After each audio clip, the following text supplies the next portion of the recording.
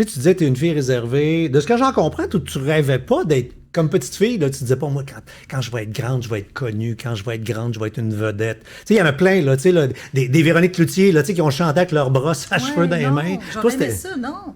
Non, moi, c'était plus, c'est le fait que je crois aujourd'hui, quand je prends un petit recul de ces débuts-là, à la maison, bon, on était 8, donc 5 filles, 3 garçons. Alors, tu peux t'imaginer, François, que ça bougeait. Tu sais, il y avait des activités, il y avait des hockeyeurs, il y avait des futurs médecins,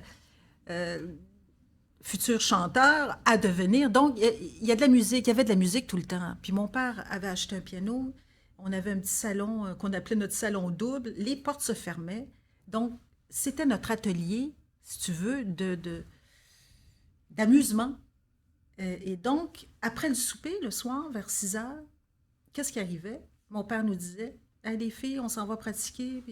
Et puis, il nous avait acheté un système de son. Écoute, un système de son, c'était tellement gros, là, des boîtes de son pour une discothèque. Ça a été la mode pendant quelques années. Hein. Ça prenait des gros non-parleurs. Là. Non, mais gros, immense, là, les longs, je pense que c'était des Shure, quelque chose comme ça. Mon père adorait le son, je sais d'où je prends ça aujourd'hui. Et donc, il s'amusait. Avec son equalizer, il arrangeait le treble par bass. Puis... Ça sonnait quand même, ça sonnait bien, tu sais, que mon micro, on testait. Puis... Donc là, on arrivait, il nous préparait tout ça. Ma sœur Lynn, qui était pianiste classique, elle pratiquait. Moi, je dis, oh non, moi, c'est sûr que je fais pas ça dans la vie.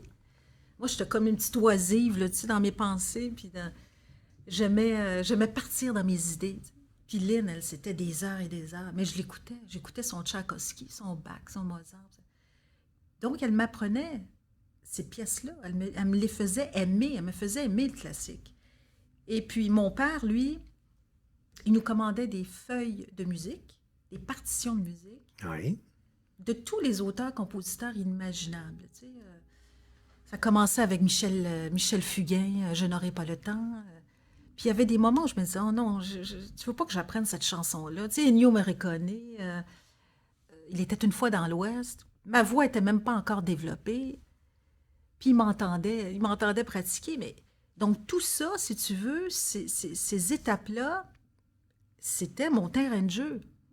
Mais on rêvait pas, quand on arrivait dans le salon, Lynn et moi, c'était pas, là, faut être bonne. Puis il faut, tu sais, ma voix, je savais même pas que j'avais une voix. Mais tu l'as dit, c'était la pièce à loisir, c'est la pièce à fun. C'est ça. On avait du fun, nous autres.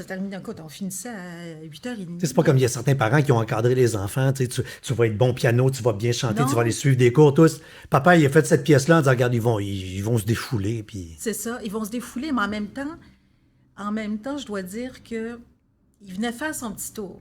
Il rentrait, il prenait son café, puis s'assoyait, puis... Bon, tu l'as-tu appris, cette chanson-là?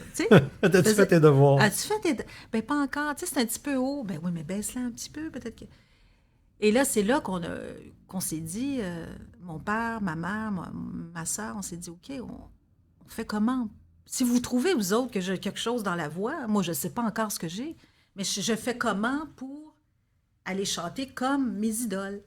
Tu sais, Fabienne Thibault...